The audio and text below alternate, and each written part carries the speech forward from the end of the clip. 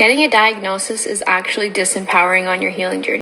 This is even worse than what has already been criticized by Dr. Jeff Arrington. I want to come back to the ACOG Bulletin on Diagnosis again, and really over the last many years we've seen a shift in the GYN community of this language that they call clinical diagnosis, where they say we don't need surgery anymore to diagnose endometriosis, and if we just call the symptoms endometriosis, then everything will be good and we can move on to treatment. And suddenly, magically, if we just give this thing a name, all of a sudden we can start using birth control. But coming back to you, Hannah Sutherland, you don't even want to call it endometriosis, right?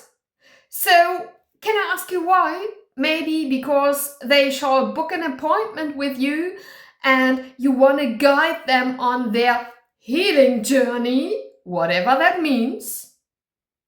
So, Hannah, every expert, like e.g. Dr. Jeff Arrington, will tell you that right now there is no cure at all for endometriosis. It is also written, e.g. in the American, the European and the German endometriosis guidelines, that endometriosis is a chronic disease. And just for you, Hannah, chronic means a lifelong disease, a lifelong condition. And the cause of endometriosis is still unknown. This is, e.g., also written in the German endometriosis guideline. And what do you want to do with your clients, Hannah? Use some white sage, like you did on Facebook? So, as you have seen, Hannah, I have white sage at home, and every now and then I use it. But you know what? Surprise, surprise! It didn't cure my severe endometriosis. And by the way, Hannah, have you ever been diagnosed with endometriosis because you mentioned on your page that your doctor said that you have endometriosis, but was biopsy done regarding this? Since the only definitive way to diagnose endometriosis is by biopsy, Hannah. But whatever, right?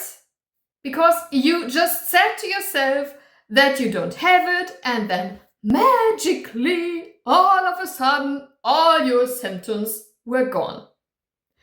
Let me just say 2 words regarding this. Oh dear. You know what, Hannah Sutherland? I really don't have a personal problem with you. Not at all. But I definitely have a problem that you spread info like this on social media. Just maybe as a way to get more clients? Or what? A diagnosis would keep them trapped. Come on, Hannah. Your post, Hannah Sutherland, has already caused harm to the endometriosis community, and it might definitely lead to further harm.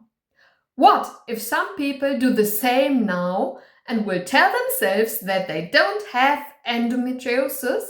But what if they die due to severe endometriosis that was neither diagnosed nor treated appropriately just because they believed you? So, do you want to be responsible for people's deaths? Because endometriosis can be fatal. So, do you? I don't think so, right, Hannah? And actually, Hannah, I wouldn't really mind that you work with them in addition to doctors' treatments. But please let them get their endometriosis diagnosis and leave the door open for them to get appropriate treatment by an endometriosis expert. Because so far, Hannah, I have seen on none of your pages that you are a doctor or have a medical background, right? So, Hannah, your work might be good somehow for the well-being of some people, but for sure not regarding medical care, okay? And I said this all with love for endometriosis patients and not to make anyone angry. My aim is to keep endo patients safe. And actually, Hannah, this should also be your aim, right? So you might think about my stitch. See ya! Take care, guys. Bye-bye.